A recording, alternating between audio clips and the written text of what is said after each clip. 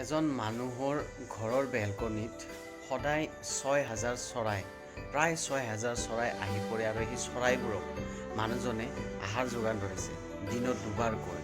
কোন সেই মানুহজন, কোন জাগাৰ হয়, বলকচোন এই ভিডিঅ'টোত আপোনালোকে এই ব্যক্তিজনৰ বিষয়ে জানিব, যিজন ব্যক্তিক আমি পক্ষী মানৱ বুলি জানো, দ্য বাৰ্ডমেন। এইজনে সেইজন ব্যক্তি যিজনে তেওঁৰ উপাৰ্জনৰ ৪০% ধন এই চৰাইবোৰৰ আহাৰৰ বাবে খৰচ কৰে। তেওঁ পেছাত এজন ইলেক্ট্ৰিচিয়ান আৰু তেওঁ কেমেৰা ৰিপেয়াৰমেন হয়। কেনেকৈ এই চৰাইবোৰ এই মানুহজনৰ সংস্পৰ্শত আহিল জানিবৰ মন নাযায় জানো?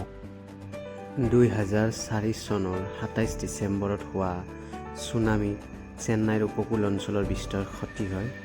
তাত গছ গছনিত যিবিলাক চৰাই আছিলে সেই চৰাইবিলাক গৃহহীন হৈ পৰে।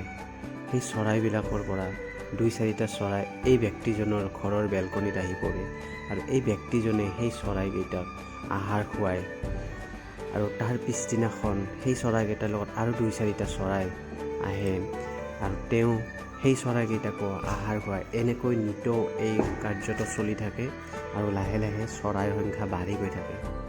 প্ৰায় ৬,০০০ চৰাইক তেওঁ এনেকৈ আহাৰ যোগান ধৰি আহিছে।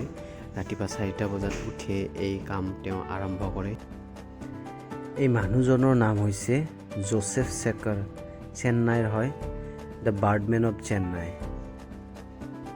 তেওঁৰ ঘৰলৈ বহুত বিদেশী পৰ্যটকো আহিছে।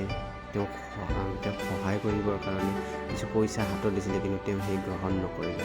তেওঁৰ মতে এই চৰাইবোৰ তেওঁৰ চিলড্ৰেন হয়, শিশু হয় তেওঁৰ, আৰু এই চৰাইবোৰক আহাৰ যোগান ধৰা তেওঁৰ দায়িত্ব।